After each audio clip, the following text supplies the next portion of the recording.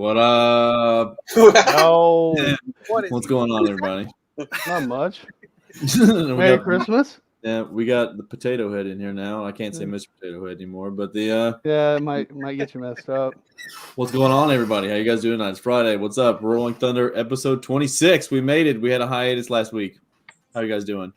27. Friday, man. Yeah, sorry about last week. I didn't come down with the 19 version of the flu, but it was pretty bad. But I'm happy I'm here tonight with you guys. Oh yeah, you were like near death. Oh, it was bad, man. It was bad. I think it's going around the country. So everyone, we've got our good friend. He did the box, or redoing the box in Casey's truck. He designed and did my whole excursion pretty much. We got Andy like always, and then our good friend Jake Zimmerman, aka SDK Enclosures. What's going on, buddy? Next question. Yeah, he's like just hanging out. I'm joking. Just chilling. Heck yeah. Fighting Casey's build all week. Hell yeah. Actually, I need to pull some pictures of that. Setback after setback. Yeah. Keep talking. I'm gonna pull that thing up real quick. Who's winning the battle? What are you doing? I mean, I'm winning, but like it's been a pain. I just want you to know we spent almost 3 hours drilling holes in the freaking angle iron. So Yeah. I see one picture where you removed the back baffle.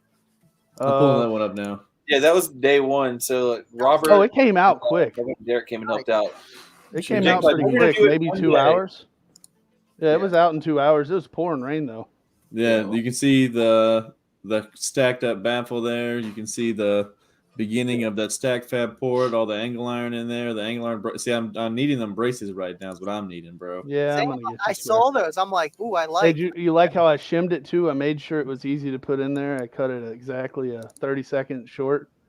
Wow. Or 3/32 short, and then slid that piece under there. Wow. That's a trick. Also, I didn't know if there was another layer under the box, and that just made sure the screws didn't poke out the bottom. Facts, Andrew. Yeah, so that's what we're. So I'm gonna be doing that too. We're gonna be yanking my stuff back out, and I'm excited to see that come together. I'm trying to find a picture of the port. I just keep feeling bad every time I hear you talk about your box, and we use some wood that just is not. Oh yeah. No, it's nothing that was that. I'm you gotta just think like, about man. Here's how this went exactly. Okay, so initially the box was gonna be hog 2s to begin with. So last minute we're like, I'm putting hog 3s on there. We're like the day before that Jake called me and he's like, what did you do, Jake? You're like, hold up. Before all this happened, I said, look, man, I was going to get you birch. Nobody has birch. They got the shop grade of birch, which is supposedly pretty good, and I've used it in the past. It's 1 inch. It should be fine. Ooh, it's not the exact same stuff I've used in the past, but the veneer keeps ripping off the wood. Anyway, when I built it, oh, yeah, hey, I only took a couple photos. Yeah, it looks good. Casey's mad as hell at that. But, no, I was like, hey, man, are you sure you're not going to put anything bigger in this? I said that, like, at least 4 times. Oh, on Scott's? Yeah. Yeah. I can pull What's the first thing that went in it? Yeah, hog 3s. Yeah. I don't think that's what broke it. I think the reason it broke is just the bad wood. The shell's savable.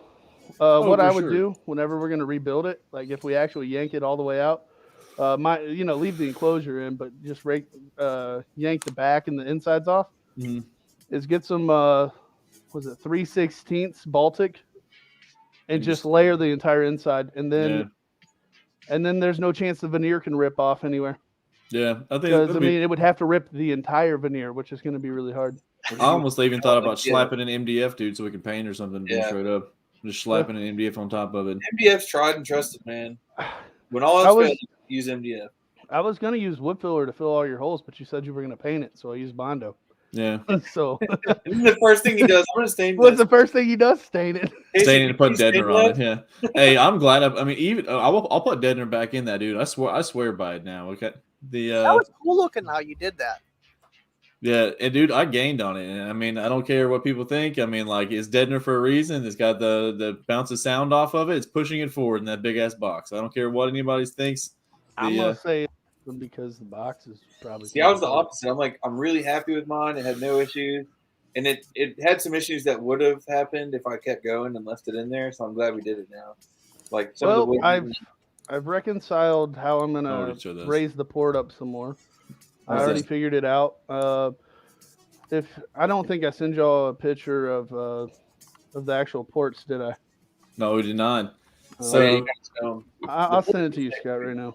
I still, yeah, guys, I can't believe it though. I'm still feeling the salt life right now. I can't believe what Assault 12K did to my freaking system. I told you. Yeah, Woke it up. completely woke that bad boy up. I've got, here we go, boom. All right. I took out 2 Team Pie 7500s. I threw in Assault 12K, and then it just literally is like having a completely different system now. Look at that. They're such good looking amps, man. Yeah, it's a beautiful I love the Empire. 4 channels too. So I'm Yeah, I guessing can't- you wired Fun down a fact, lot that's lower like on that. 25 horsepower. Sorry, Andy. My bad. I'm guessing you wired a lot lower on the Salt compared to gain matching and or strapping. No, I took and I wired it 1.34. Really? So you're just I keep getting a trying lot to- of power out of that amp. Period. Yeah, it's just a powerhouse, bro. You can ask Casey. It's got 7500 rising to 6 ohms. I just think he needs to wire it at 0.33. Am I the I'm only not one? wiring it to Right, yeah, all 0.33. parallel. Dude, ask him. My voltage is fine. Like it doesn't really drop. It'll be under 2 ohms if you went 0.33. Yeah, this food here. Oh god. That really had your hair moving there pretty good. Yeah, it takes and it's pretty insane. Casey's running out. Oh, somebody's getting food down there. But any rate, the components and the build for sure, Andrew. And the team pods weren't bad. It's just I was wired at 2.4 ohms per amp when I had each in there, and then I could play it all day. That's one thing I was notorious for is demoing the entire day. But it's definitely way louder.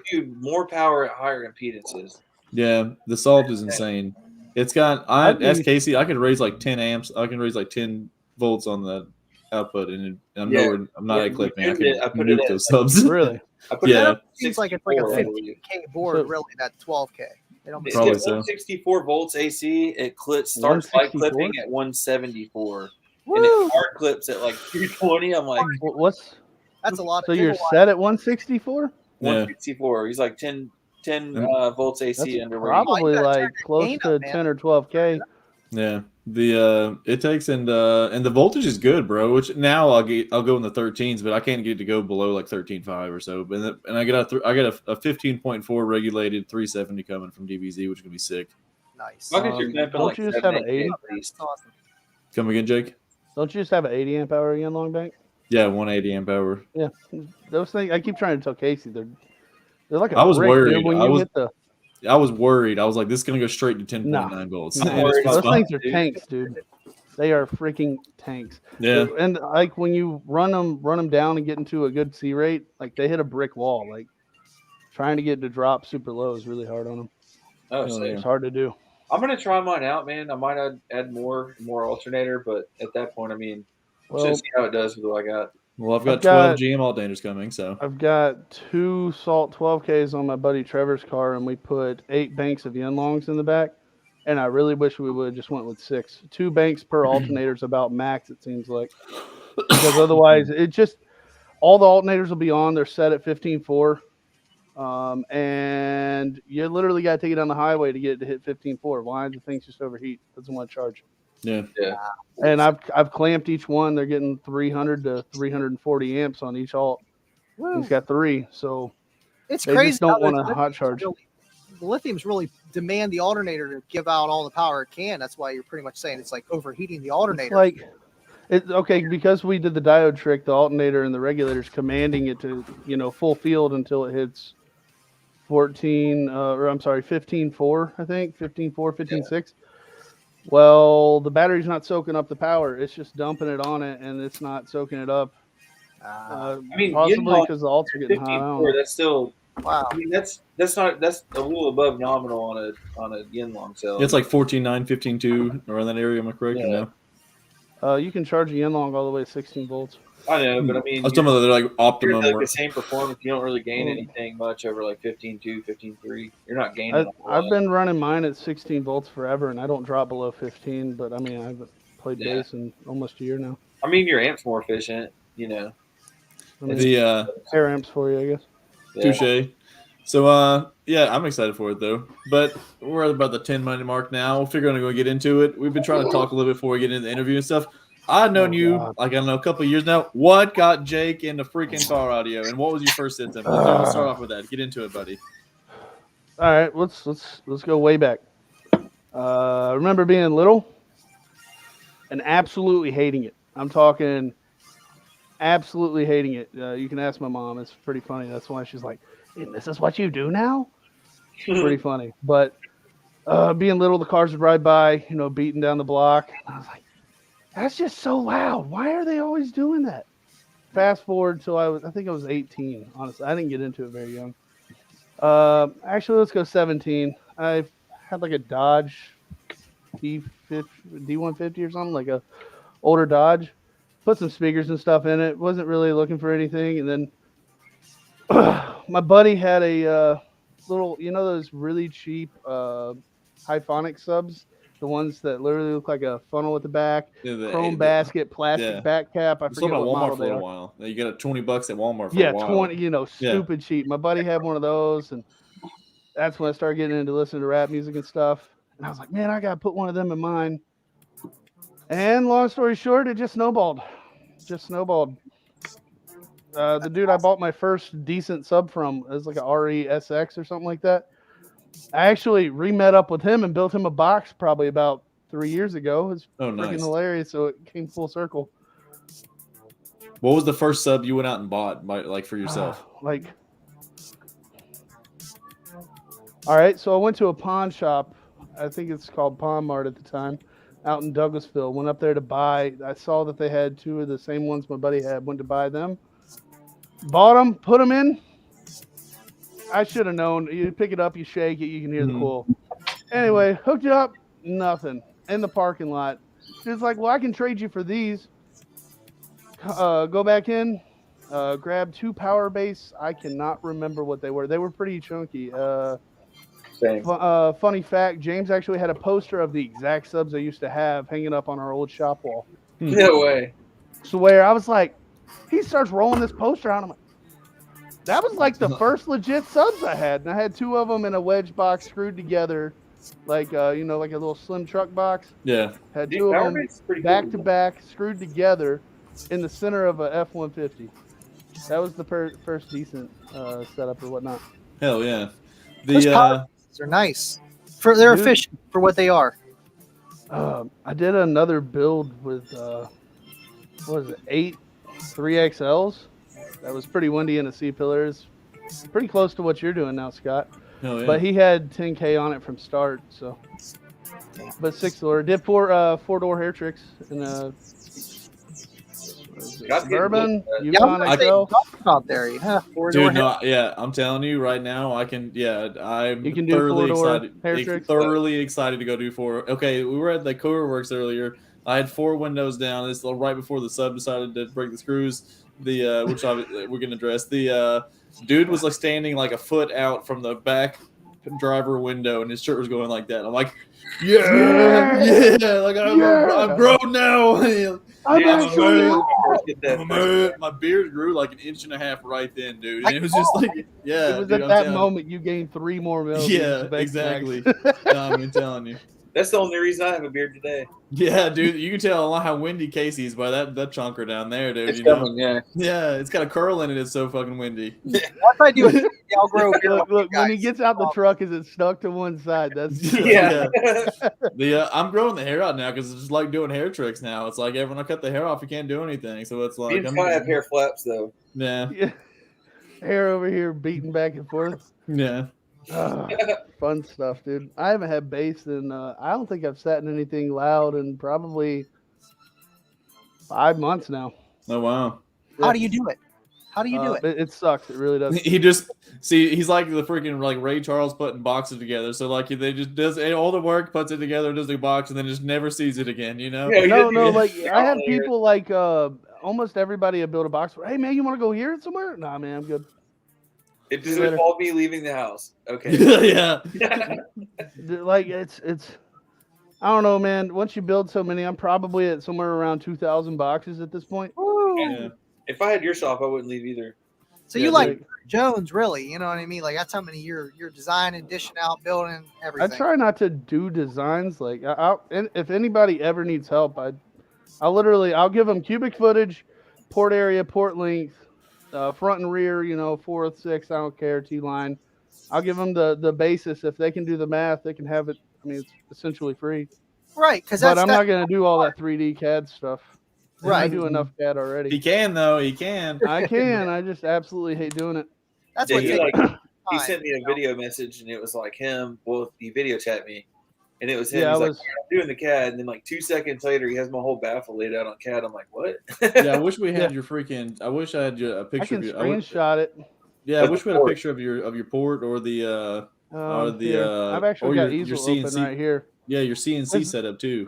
I wish we'd have prepared a little bit and got that. Oh man, He's my got a bad. crazy setup downstairs in the shop. That's can you can do a 4x8 sheet easy. Yeah, he can do Yeah. a 4x8 sheet on a CNC and just cut your box out. I mean, got like a picture of the setup. I mean, my garage is pretty disgusting down there, but the I'll send you a picture.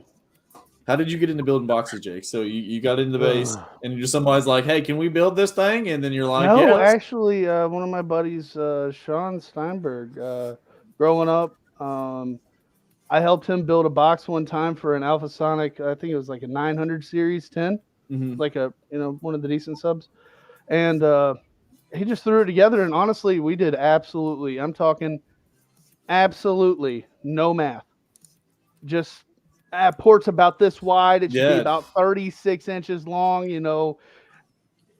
12 inches wide, 36 wide. It's good. It absolutely beat. I was really impressed. Right. I was like, wow, this is easy. And then I tried the first one. I was like, what did I do wrong? Yeah. And then that's where I started trying to read and learn. And then unpopular opinion is when I was younger, I was a whole lot more cocky than I am now, a lot more humble. But you couldn't tell me anything.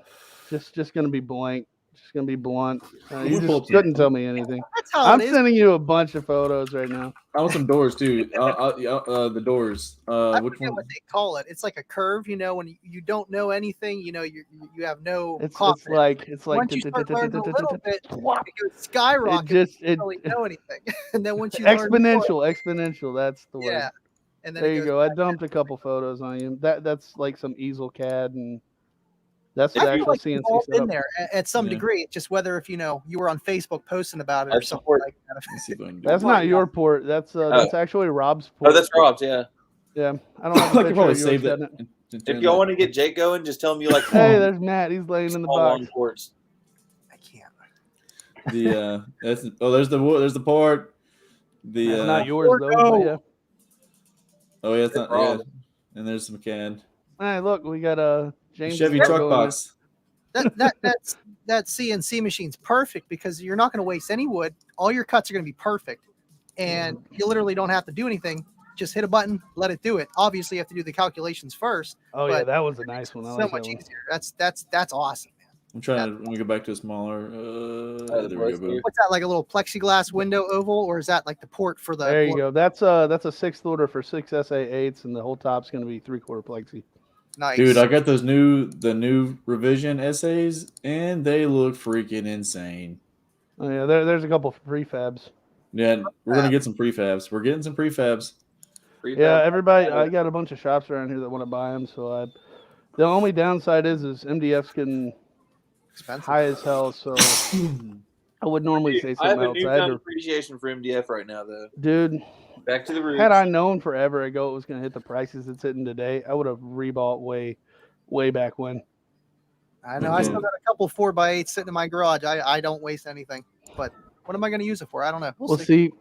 Everybody says, CNC, it's cheating, it's easy, it's fast. It's nice. It's just accurate. It's the clean thing work they're the always first missing fucking is time. it's accurate. It's repeatable. It's I messed up something, go change it.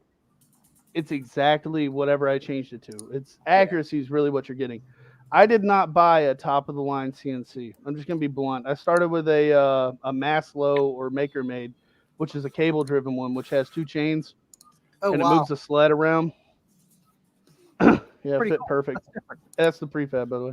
But it literally had 2 chain motors and then an X-axis that's mounted on an actual router, and then it used a rigid router. You sand it down the base of the router. You sand it down smooth, and then it slides in and out of the base on a plate, and it moves around. It's not repeatable, accurate. That's where I started probably about a year ago. Anyway, hey, I like that one. That was a lot of fun. I mean, but that cable drive CNC or the chain drive cut that logo out and the whole front of the box. Wow. So for Enough to do the $700, Yeah. it cut all that out with ease. The only downside is if you wanted repeatable accuracy, you had to be in the exact same spot. It did those doors. I need doors now bad. We'll do it sometime. I was gonna get you some panels to drop panels off. Be like, hey, whenever you get bored, buddy. Try to. He's like, no, don't do that. I've also got another one, Jake. What is your preferred rating for watts on amplifiers? You think the new standard should be? Hertz powers. Okay. Yeah, horsepower would be a lot of fun. Yeah, dude. I'm just waiting. Horsepower. We were talking about that. You reminded me. Yes, yeah. That would So I have like be a dope. 25 almost horsepower. Yeah, you have a 25 horsepower subwoofer amp. Yep. I got about 3, 4. Yeah. That's enough. What? It's enough. power It's washer. never enough, man. That's the downside. That's why I had to just stop spending money on it. It's like it's a rabbit hole. See, that's my thing. Money isn't really a huge disposal, and I kind of just got used to doing the most with what I had, you know? So, I mean, when the day comes, obviously, but I enjoy every system. I really do. Like, even my daily system with the dual setup, clamping 200-300 watts, it's enough. You know what I mean? It gets rid of that edge of, you know, I need bass. I just need the sound. I just need to hear some music. You know what I mean? It gets that enough. But when I get in my car, Cookie Monster, then I'm like, okay, this is real bass. And then all right, yeah, now I got the itch. Yeah. I make the decision and then just figure out how to pay for it. Just like that I'm like, I guess I'll do this. Like, okay, so like here's like the number one selling technique, and it's not, I don't even try to be an ass. I just try and be straight up with people. I was like, look, man, if you're anything like me, just go ahead and overdo it right now. Yeah. I'm not trying to sell you any more audio, but if you just go ahead and do it right now, you know, buy the extra 3 subs that you're already gonna buy. Like with Rob. Example. Yeah. Like with Rob, he wanted to do 4, and I was like, bro, you got enough room to do 6 and 8. Bro, you're already gonna want louder, and you're gonna spend this amount of money on a box. Just go ahead and buy the other 2 subs. Yeah. Yeah. Always turn the game down. In that conversation. Exactly. You know, you can start with that big amp, turn the game way down, and then, you know, once you put some big stuff on, start walking its way up. Yeah. Absolutely. Future proofing. You know, people will come in and they'll want a. This is when I used to own a shop. I try not to do installs anymore. But Tough. what was I gonna say? Dang. People would come in and get like a 4-gauge kit, like a 4-gauge OFC kit, and then next week they'd be back for a 5K, and I'm like, what? Well, I got this Terra Amp 3K. Okay, listen, it only has 4-gauge inputs. That's all I need, right? No.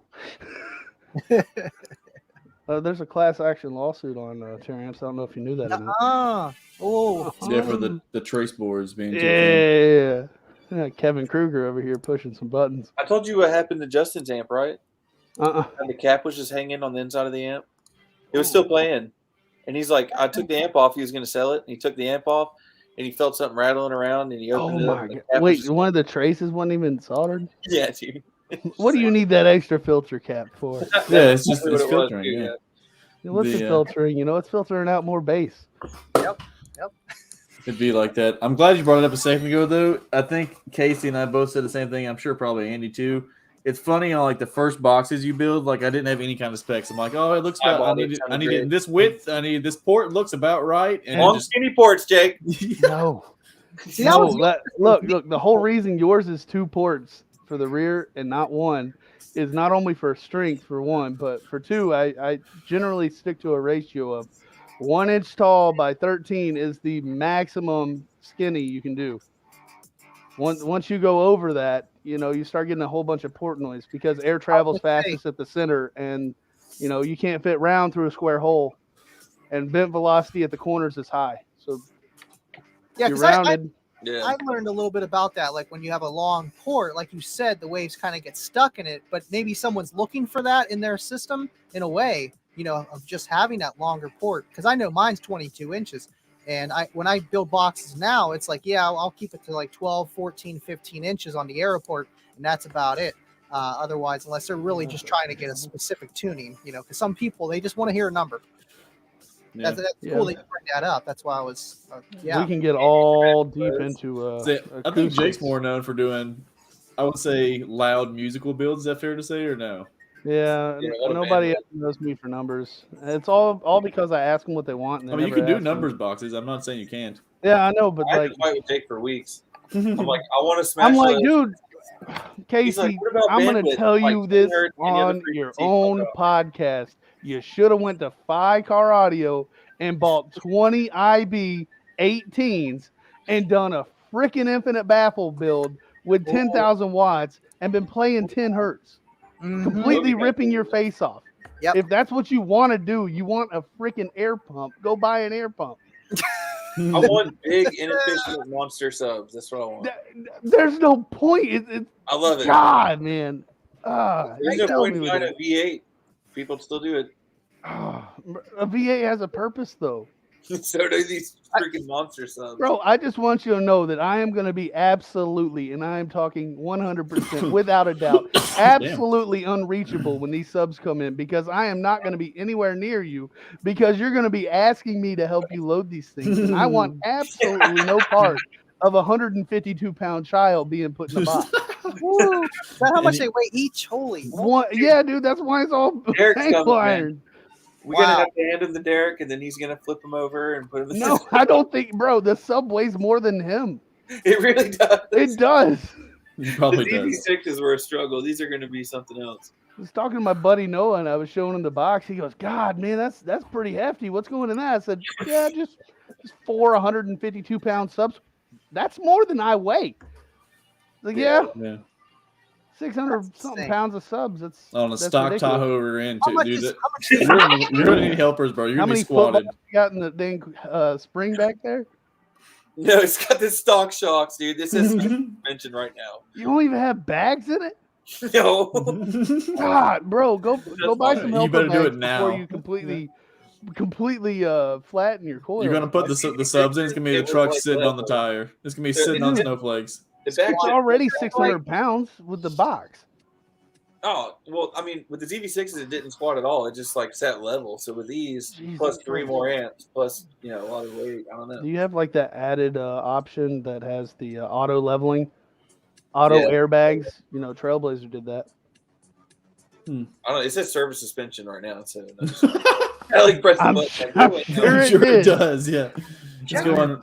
I'm sure it did. Sometimes the back will bounce when the shocks aren't working good. And it'll just be like, well. What up? Bum, bum, bum. Is that Dude, the like- Excursion's doing great. The Excursion is slightly squatted, but I need to put It is. F250 springs on it. Well, good thing you don't live in North Carolina. Yeah. Right. No, I've got Every a base I've got a head's mad as V6 hell now. already. They got to buy an actual suspension kit in North That's Carolina. valid. I'm I don't want gonna to. slam the Tahoe, dude. Scott, I like your hoodie. Oh, thank you. My Y base hoodie. Oh yeah. Yeah. I'm just wearing a Salt Life shirt. You know, he lives in the same neighborhood as Joe, Yeah. which is like 7 minutes from my house. It's crazy how like the communities how close it is sometimes. It's cool. I'm telling you, these guys talk about they can't come out to my house. It's in the boonies and stuff, and they only live 39 minutes away. Dude, the freaking anything Oh, incriminator dude. audio is great. I had Oh yeah, a double stack amp, the 40.1, and that thing was insane, dude. I Insane. just wish that they marketed a little bit better, like know. because like you were telling me, you know, JP says he sells 10-1 Scar over Incriminator, and I'm just gonna be blunt. It's really bad for the industry. Well, I mean, you got to think about volume and price though too. It's a different price point. Just Yeah. like But So, they I mean- got. See, all right, here we're gonna dabble off into this. Well, real it's just quick. like in the Snap-on truck, man. Like you know what you have to I'm be. not even gonna talk about like China subs and stuff. I'm just gonna say No. like specs matter, man. So no, my point on it is it depends on what you're marketing and got it. showing. So like you know how many times that I take in I'll have stuff on the tool truck and it'll be on the shelf and I'll have it displayed out nice and people walk by it for a month, but I put it on display on a front toolbox or I make a Facebook post going, hey, I'm slinging these. I'll sell out of them, but it's something I've already shown these customers for a month straight. They didn't. It's do it. because you made a post, yeah. It's because I showed it, and I was showing people showing interest in it. So like it's all. Yeah, I think it might just need more marketing. I don't think That's what I'm saying. product. Like, yeah, they legitimately. If you ask a guy in the street, like just walking down the road, just a random guy, they're like, "What's a hey man, audio? what's 3 brands of car audio? They're gonna hit you with Kicker, maybe Rockford. Somebody probably would say Pioneer. Boss. Pioneer, you know, just It's marketed. Kicker You have to be a is base head to know freaking Terminator audio. marketed. It's good. It's on street outlaw cars. You know, they literally put their name out there. Oh yeah, it's Here on we Cruise are. Pittinger's So- top fuel dragster. You know, what I mean, he has a kicker freaking top fuel kicker snap on Wait, top Kicker fuel. has a top fuel dragster? That's It's on the badass. freaking. It's on a Cruise's Living car. loud. Yeah, it's got a kicker and snap on all over Cruise's car. Oh, dude, that's awesome. Yeah, I didn't know the Kicker was sponsoring a top fuel car. That's pretty badass. yeah. It just happened to be the snap on one too. So I was like, this double whammy, cool for me. That's pretty awesome. Yeah. That's how Bruce is you a know cool guy. places. I ate steak and beans with him in a freaking racetrack pit, and he was just like just hanging out with a guy, dude. And he's been like a freaking legend top fuel drag racer for like 3 decades, and is like just a dude. He's having a good time. I would shit my pants in one of those cars. Dude, Like they immediately just black out. They had these badass snap-on events for dealer appreciation where they take us out there, and you get to like literally have a steak dinner, and it's like a plexiglass wall next to the drag car in between runs where they yank the engine apart and rebuild and stuff like that. So you're literally eating steak oh my God. while they're on the other side of a plexi wall of you, which is there for shit flies or fluid gets out or steam and stuff like that because they're still hot when they pull them. Oh yeah, they come right in. It's insane, dude. Like they're just like you're eating and they're just 45 like minutes? what do you mean? They'll tear the whole motor down in like. Oh yeah, 45 dude. minutes. They've got it down to like a method of science where it's Oh, like yeah. 5 dudes with impacts. There's like a NASCAR tire change to an engine. If, the, if I you got get less there and bolts you get than a pit regular car, pit too. passes, they hand out connecting rods and stuff that break, Yeah, which is awesome.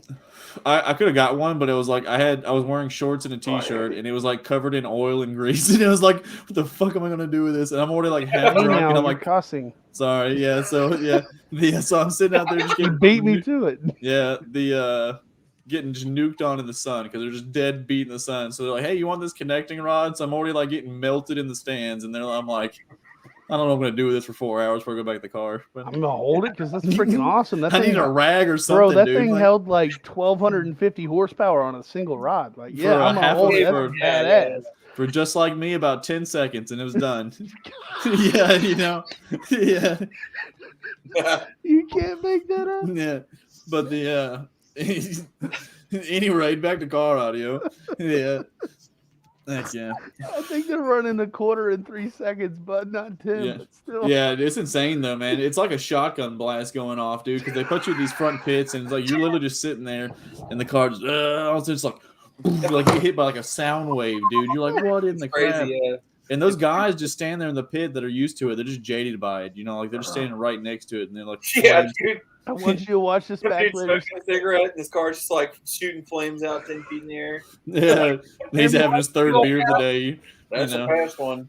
Oh my God, Outer Scott, you best gotta friend. watch this back later, dog. Just wait till you hear what you just said right after what already you know. just said. Yeah, I don't Sounds know if good you to me. caught it or not. probably not. But yeah, heck That yeah. was a good one.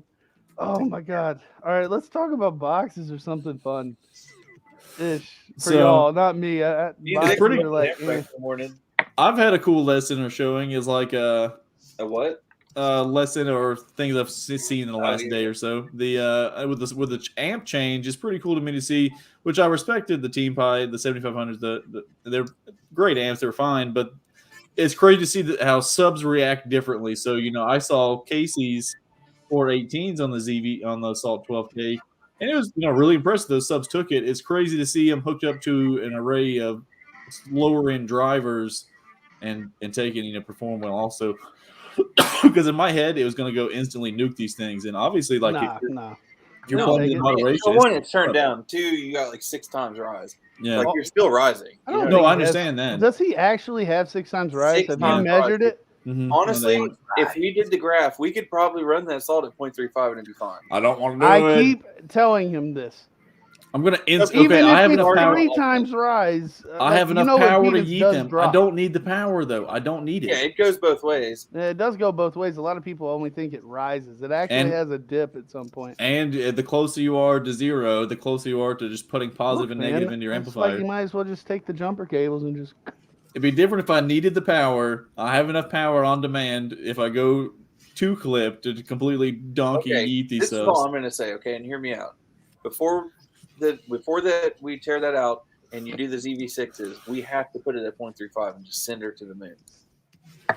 Have to. My- All I'm gonna say is you got two choices here. One, you can still sell the subs. Two, you ain't gonna be able to sell none of the subs without buying recones.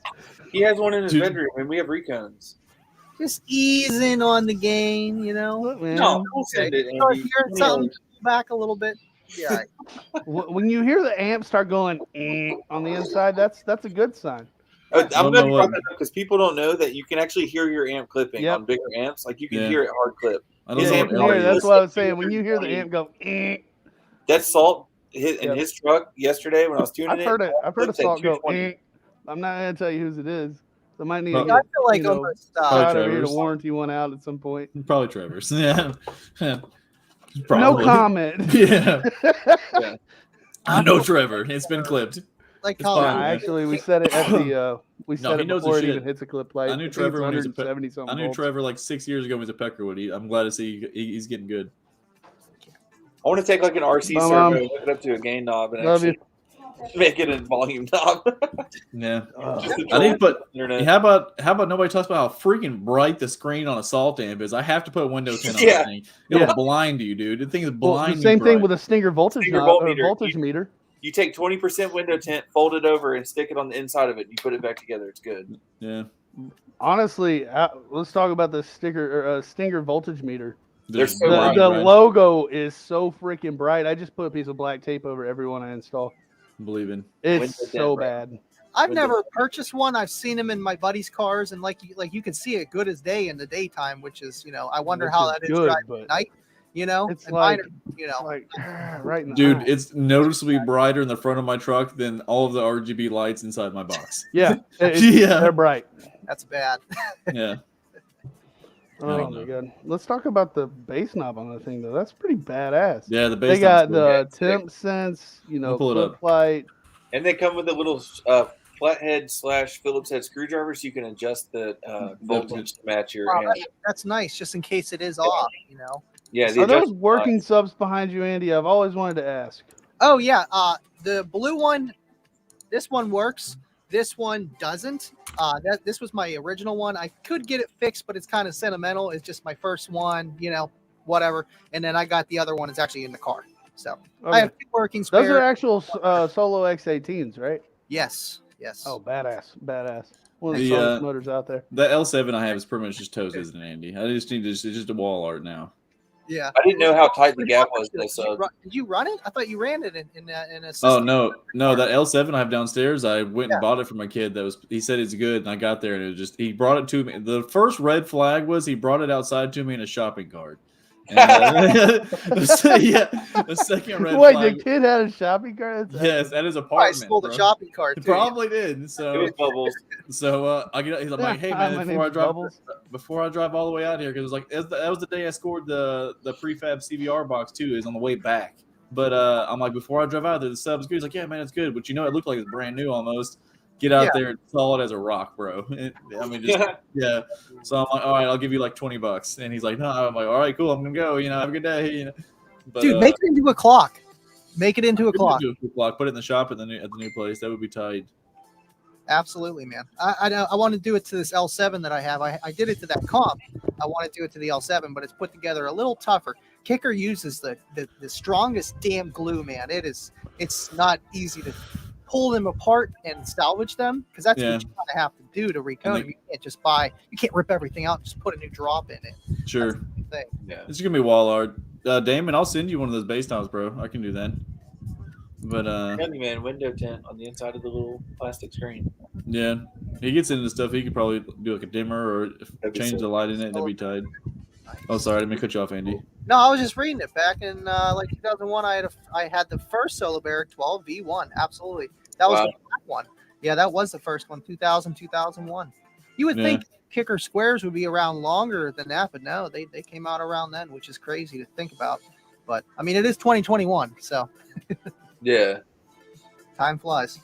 Heck yeah. Dude, you're not Yeah, I think Jake's good. We're losing Jake for a second. Yeah, he'll be back. The dude, yeah, I'm loving my Kicker stuff. I'm gonna put that. I need to get that Hi-Fi Vega amp kit in the Civic when I get ready to put some more bass in it already. I've got all the stuff to do. I got a Kicker amp kit and I got the Hi-Fi Big 3 upgrade. I'm gonna throw that 4-channel I got from you in it. and then throw 2 channels in those CVRs, that prefab box, and then do the front doors. That'll be badass, dude. I think it'll be fine, dude. I think it's gonna be perfectly fine. When do you drop it off the fab? The stove. I'm talking about my freaking 07 Civic. The other one, I just gotta wait for them to catch up on. The shop's been busy. It was race season. They do a race team also, and whenever they get caught up, they're gonna hey, drop it off. It's already the fab's paid for already. Sorry, I had to use the Still haven't bathroom. learned your lesson, Scott. There was no way to hold it. No, I've dealt with this shop a decade. I got the fab paid for and trade for that C10. They gave me cash plus credit on the shop for the C10. I know. I'm just messing with you. Yeah. You came out like a champ on that C10. Yeah, I came out like a mad champ on that blue On C10. both of them. That truck did not stop at all. The brake was on the floor and it starts to slow down. Like, Scott, this isn't right. He's like, it's just an old truck. It's an old truck, dude.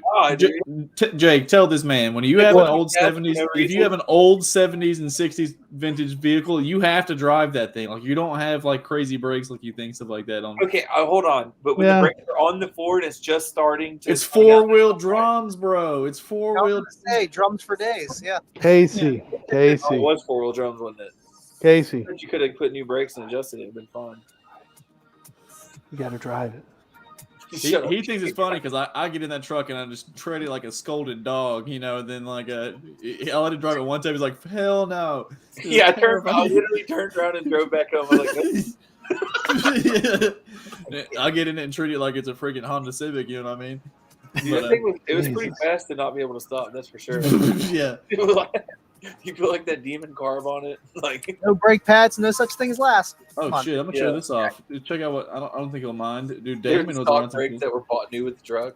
Probably was. The truck sat outside for like 6 years. And he's like, it won't run. I go out there and put a battery in it and pour fucking gas down the carburetor, and it would blah, blah, blah, blah, blah, fired right up.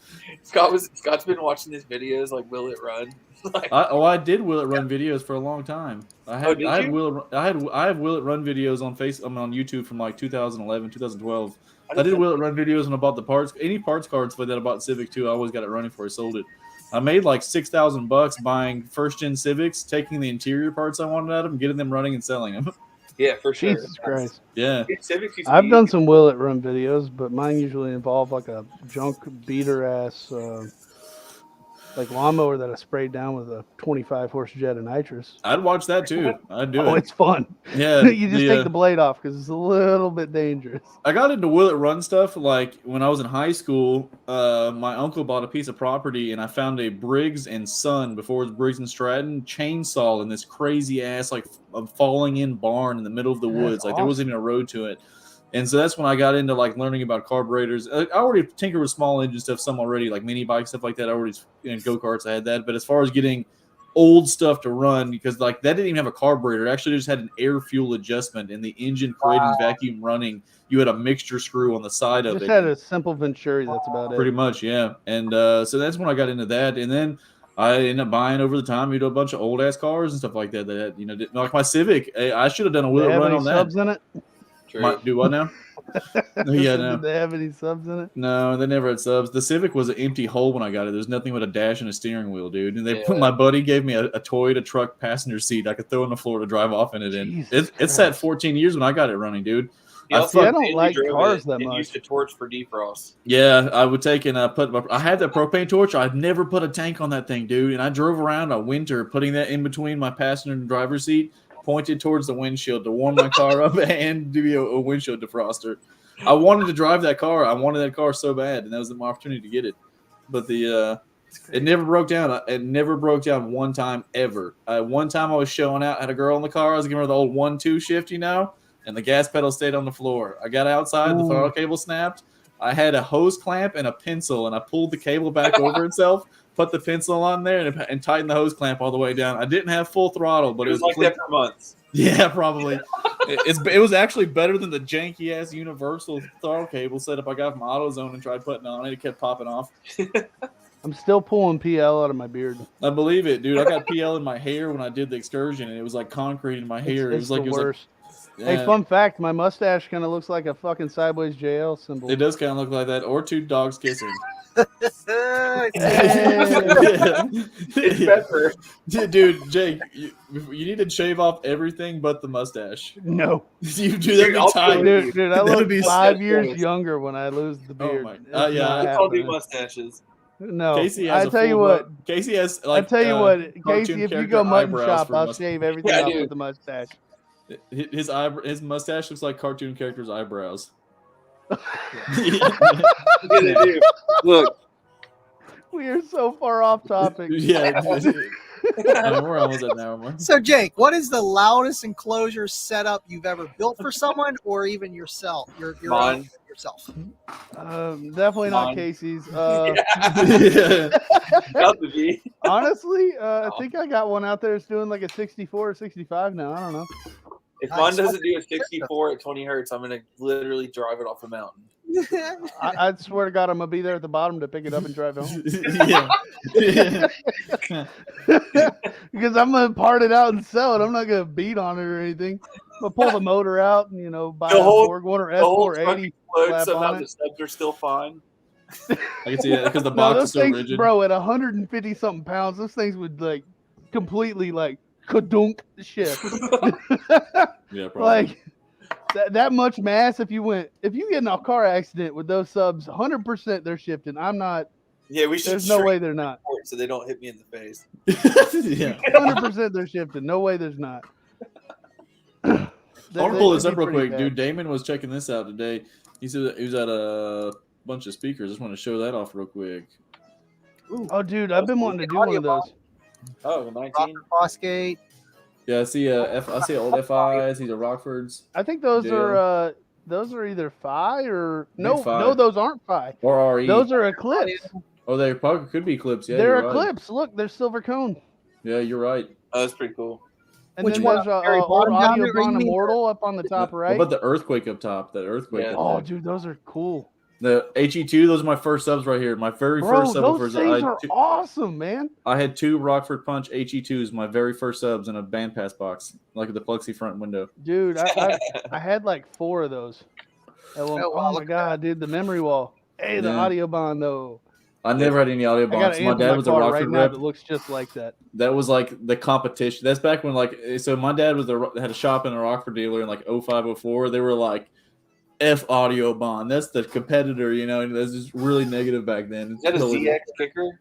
And I think I see it. What's that Planet Audio amp doing in there? Yeah, it's Dude, old definitely- Planet Audio was That's not even that Zed. old. Yeah, Planet Audio was Zed. That's like a few years ago. That's not a good one. Yeah. Yeah, that's Planet not that Audio. old. Yeah, that's like 2011. What are those? Is that Arc Infinity- Audio? Oh, those no Clarion amps on the bottom. There's a couple. Hey, the white ones in the center, those are those are Crossfire. art series. Yeah, this crossfire, dude. You can get I those thought that cheap all the Boston- time. Yeah, Dude. they're The Boston on the top. Yeah, Can't tell. I have one of those. It Oh, was the old school. those Boston's hey, are crazy. Sean Mullings, our buddy, he worked at Boston Acoustics for a long time. Hey, fun fact: you ready to argue with someone that doesn't know anything? Mhm. JL/1000 was a full bridge. Yeah, Full bridge. That's how a lot of Yeah, kicker ones the are Alpine. too. They're all full bridge designs. Anything Yep. you can't strap pretty much is full bridge in a way. That's what's Yep. the thing. well, people misconceive it to be a Brazilian style full bridge, which is a different Bingo. topology. Yeah. Bingo. Yeah, tomato, tomato, potato, potato. There's Alpine full bridge. Scar, sundown, same thing. Same thing, just Yeah. it's just an amp. Same exact thing. It looks the same. Clipple versus non-clipple cert. Yeah. That's what I was trying to tell someone earlier today. They were talking about going.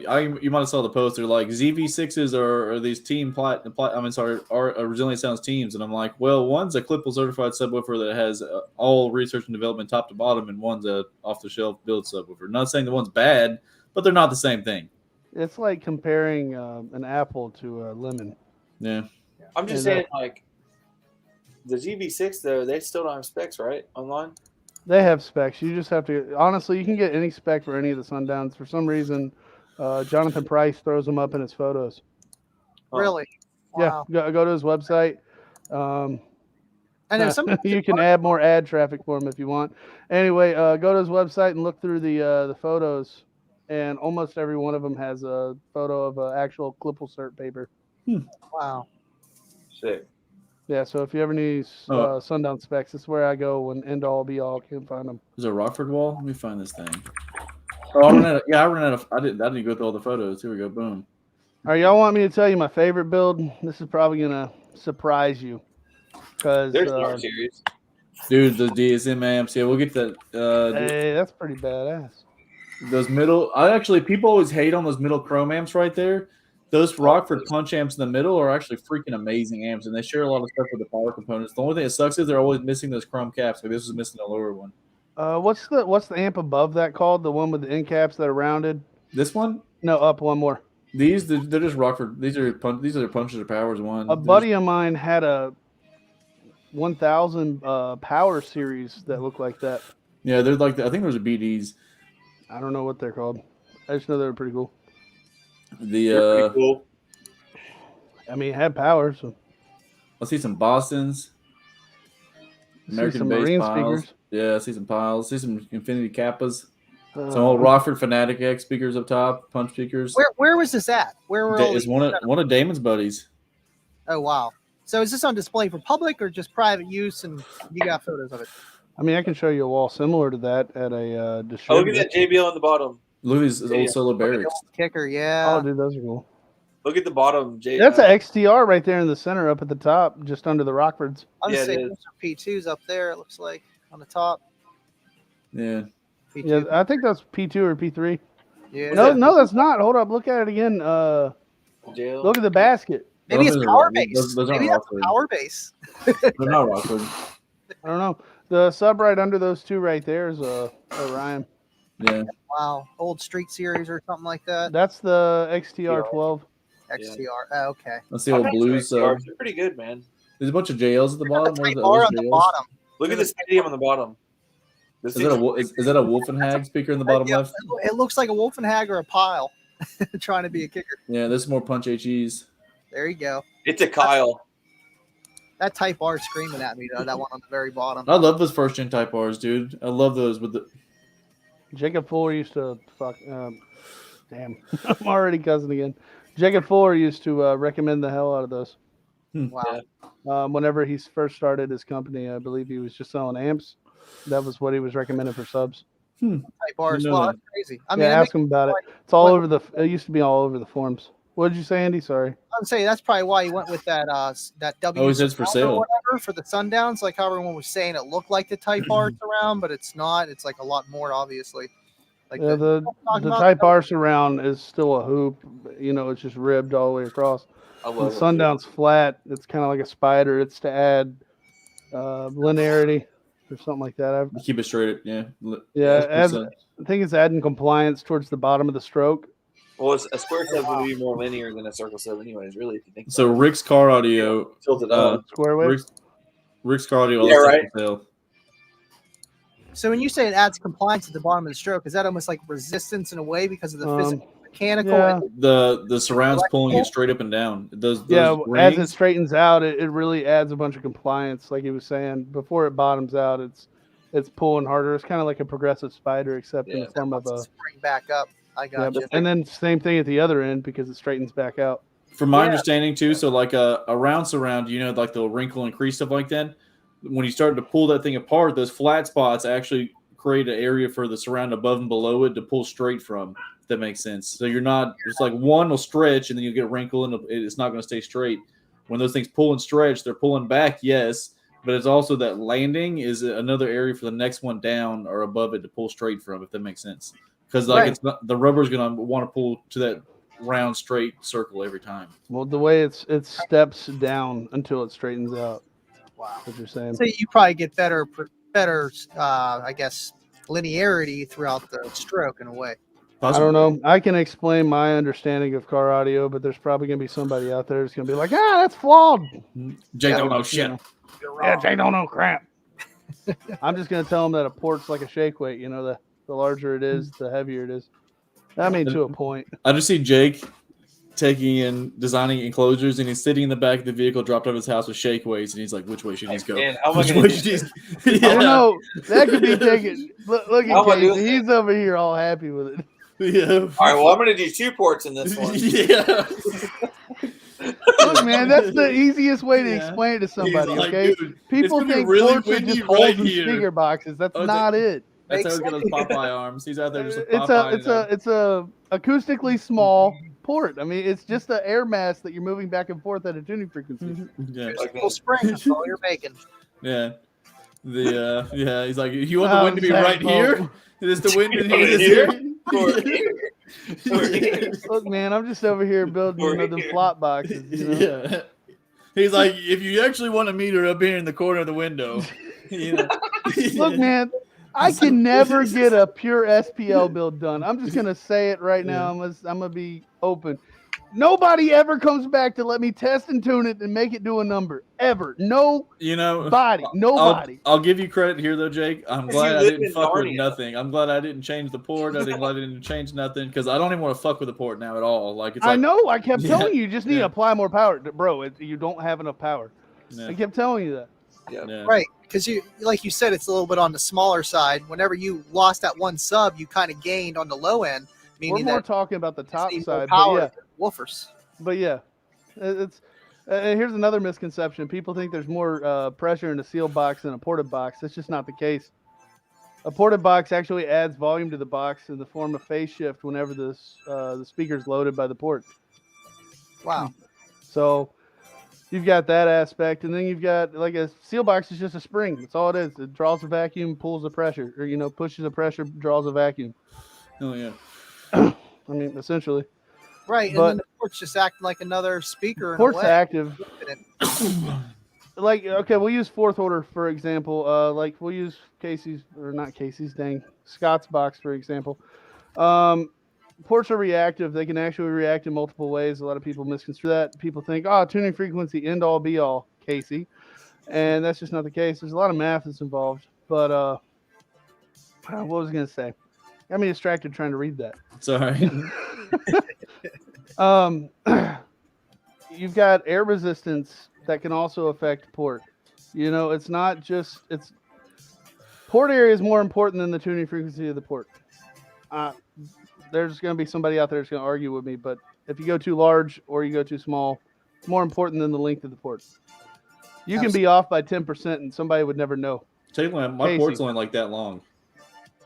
I guarantee you, I'll put your box together right now, and I won't even tell you the tuning frequency, and it's not what you want, and you'd be like, it's smashing 14 hertz. Yeah.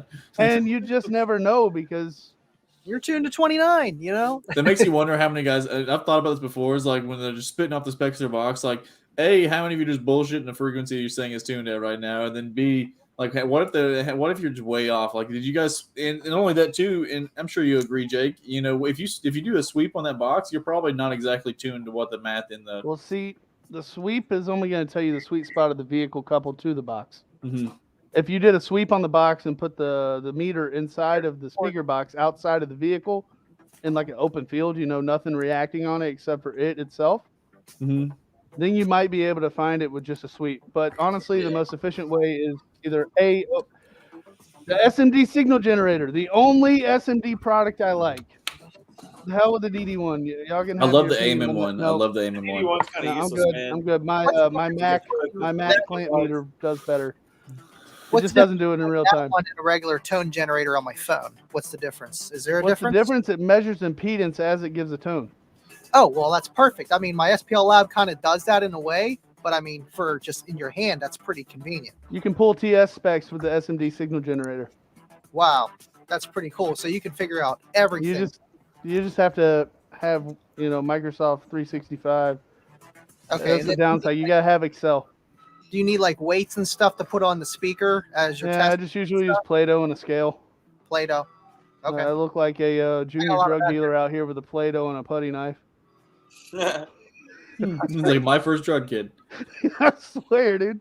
I did have to add whenever we did the DATs. Do you remember how much weight we put on one of those speakers? Were you there when we did it? I was there when we did it. I don't recall off the top of my head. It's been a year now. We put like almost 2 pounds of weight on it or something. Yeah. How about Steve Mead putting like 200 plus pounds on the prize? How does that work? Yeah.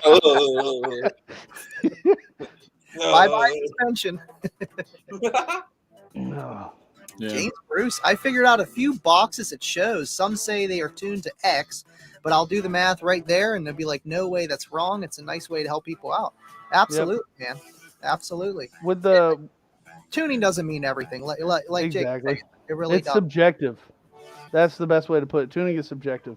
What's going The on, recent Thomas? Good to see you, boxes buddy. I built, I've tuned What them up? 38, and they're like, "Why are you tuning me to 38?" I'm like, "Listen, that's what's going to work really good for this driver and what you're trying to achieve with the power that you have, and you'll still be able to play low. If you want to play lows, let's just do an entire different setup if that's Yeah. really what you want."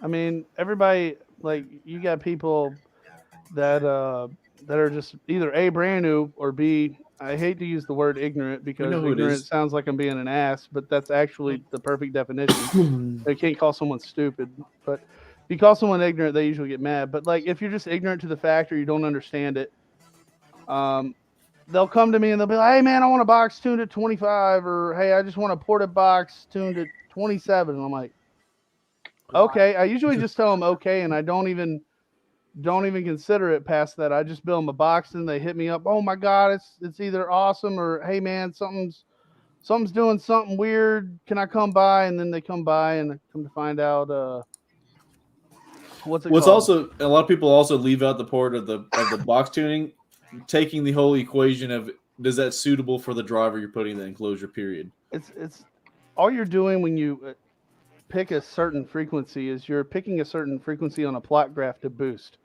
Mhm. Essentially, it's essentially 3D. for lack of a better term, it's essentially bass boost in the form of an actual, amplification in the speaker box. Right. You're picking a frequency to attenuate. I love sealed enclosures just because you're not adding bass boost. You're going to get a nice roll off. I mean, less output, obviously. Just throw in Yeah. more drivers, more power. That's honestly that was what I was thinking about going to for my next build. Not even gonna lie, it's just a giant seal box. I do 6th orders all the time. I was debating on a giant T line or a seal box. Why? Because just I've done so many 6th orders. It's cool and all. You're picking 2 points of the graph to adjust. Right. You get windy and you get loud, but it's like there's no perfect box. Bass, because you have so much going on, and I feel like there's delays. Yeah, the group delay on a 6th order is atrocious, depending on how far the front port is from the rear port. Wow. Like my speaker box, like the one in my Honda. Have y'all heard it? Any of y'all? Yeah, the CRV. Yeah. Okay, it sounds pretty good. It hits decently low. It plays down to about 22, and then it falls off. Why? Because the rear port's actually I forget the rear chamber. I remember the port per cube. I don't like using that metric, but I think it was like 12.5 port per cube rear side, and then 17 front. So it's actually really large. Yeah. But it plays pretty well. But it does have a lot of group delay. So if I listen to Let the Bodies Hit the Floor with like Robert Guy did the other day, he found out, you can definitely tell him.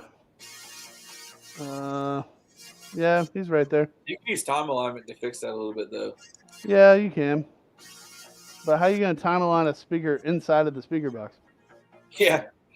I mean, if you have a DSP, though, you could. Do you time it from the port? Do you time it from the rear port? Do you time it from the face of the speaker? What are we doing here?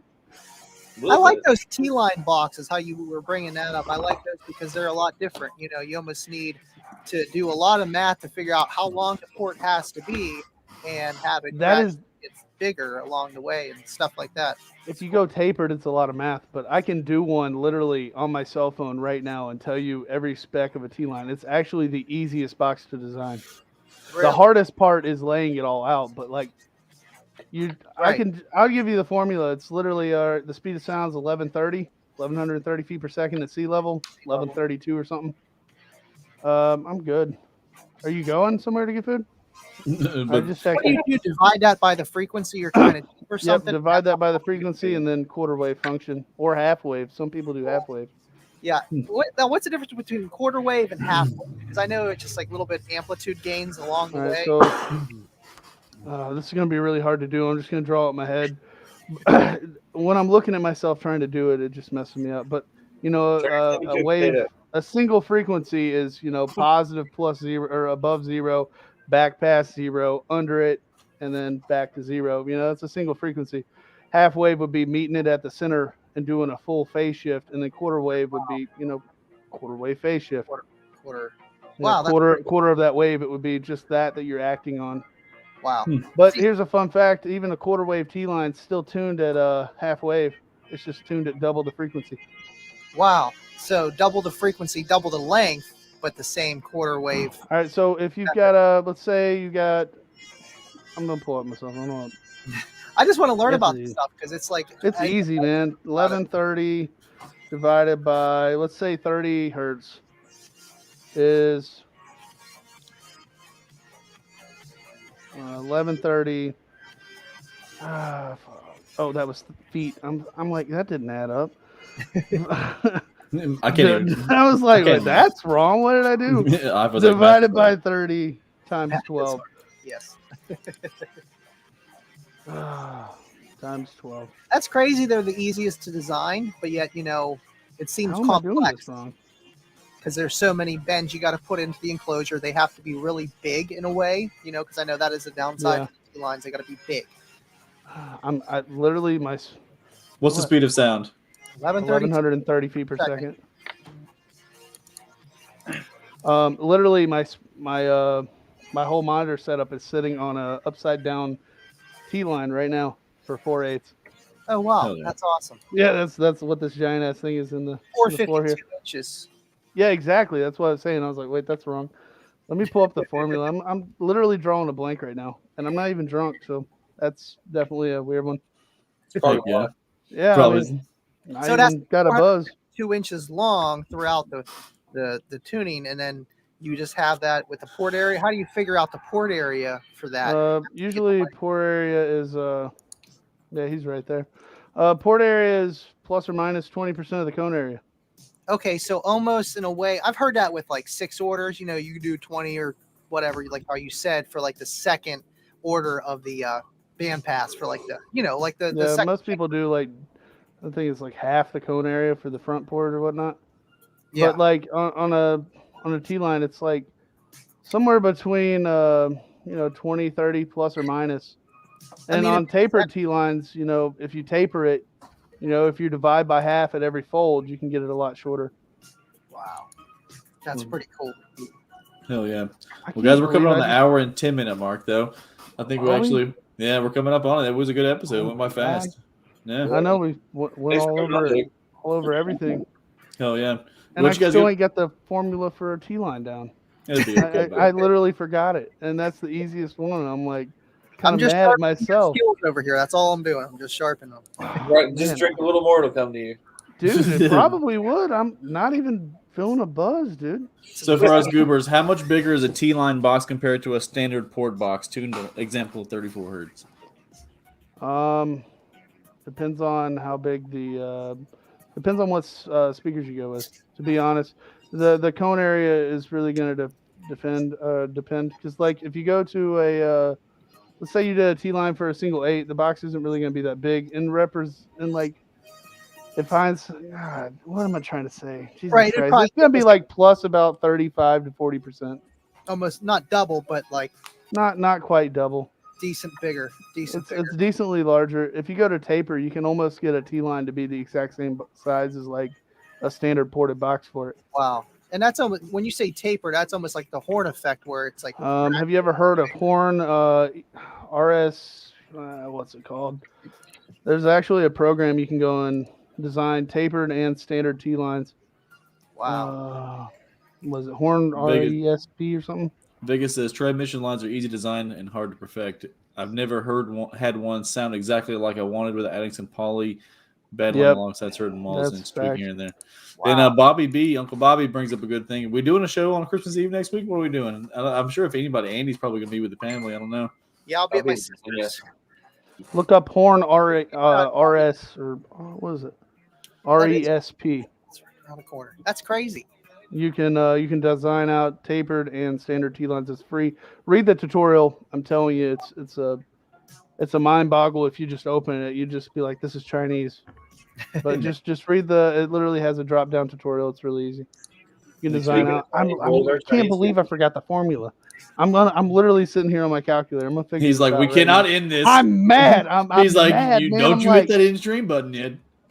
You can hit it at any point. I'm gonna figure this out though. I cannot believe He's not moving from that chair until he No, I'm not moving from it for the rest of the night. We about to play Rust. Scott's about to be yelling at some 5-year-old in about 30 minutes. Just wait. I'm going to eat first. Yeah. Oh, you're gonna eat Yeah. first? Yeah. About an hour then. All right, we'll go eat some Chinese food. Heck yeah. What are you guys doing this weekend? We're going to pay with the pimp. Andy, what you got? Any videos coming up? Anything before we get off here? Absolutely. I did a little bit of footage today of just the intro and outro of the Sony XM54ZR, that 4-channel 600-watt Explode. That'll be up Thursday, and if I can get some more additional testing in, I'll do it. But yeah, I've been pretty busy with a lot of other things going on. Figured it out. Absolutely. All right, so what's the algorithm or the? Oh, it's 1130 divided by the frequency you want. Multiply by 12 inches because it gives it to you in feet, and then divide by 4. I'm dumb. I literally just didn't divide by 4. Wait, Yep, I missed that 4 part. is quarter wave. That's for the quarter wave theory. Yep. Got it. But look, fun fact: if you take your phone out, it's 113 square inches. I should have realized this because that's exactly a 12-inch cone. Yeah, it is 113 square inches of cone area. So literally cone area, and then that amount of length. So from opening to end, that's perfect for a 12. But look, seeing, oh man, bad glare. 113. Yeah. All right, watch this. Halfway function of it is still going to be 113. 1130 divided by 60 times 12 divided by 2. Still 113. It's just 112. Wow. 1299. And then you got the 2. Okay, I got you. So even though it's quarter wave at 30, it's still halfway functions at 60. So there's multiple peaks. Wow. Just like if you had a what's the DSP? What is it? Mini DSP? You ever heard of that one? Mini DSP? No. I think Parts Express sells it. Okay. Anyway, if you like you ever measure, whatever. There's a guy I watch on YouTube who does like computer stuff of all, but he literally got that just to measure like sound of fans spinning and whatnot.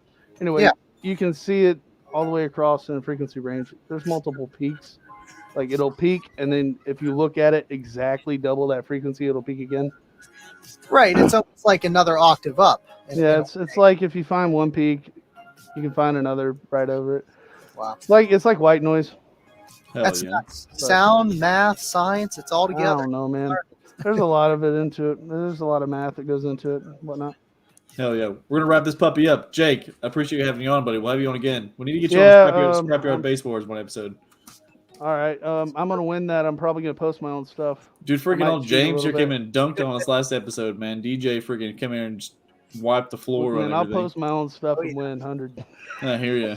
And he's like, I don't know where. Bro, I literally messaged Casey when y'all were doing that. Probably he's like, you want to post this up? 10 episodes. I was like, hey, man, what do you want? I'll post it right now. Screenshot it. It'd be black flagged, okay? Look, man. 418s and a flat wall with the vehicle, $500. $50. He's like, my loss, your gain. It's bad times. Speaker box building just isn't what it used to be. Just 2 months out. But hey, everyone, this is Rolling Thunder episode 27. We got Jake Zimmerman of SDK Enclosures. I still got Casey's eating right now. Andy, I appreciate you, buddy. And if we don't talk to anybody, I hope you guys have a good Christmas. And I'm sure maybe we'll see you for New Year's. But a good Christmas and New Year's, guys. And everybody be safe. Don't drink and drive. I won't ramble as much. No, you're good, bro. It's fine. That's what we're here for, dude. It killed the hour. We didn't have to go into anything else. But we're going to go and wrap this thing up. I appreciate everyone's time. Be out there. Be safe. And you got anything before we close this thing out, Jake?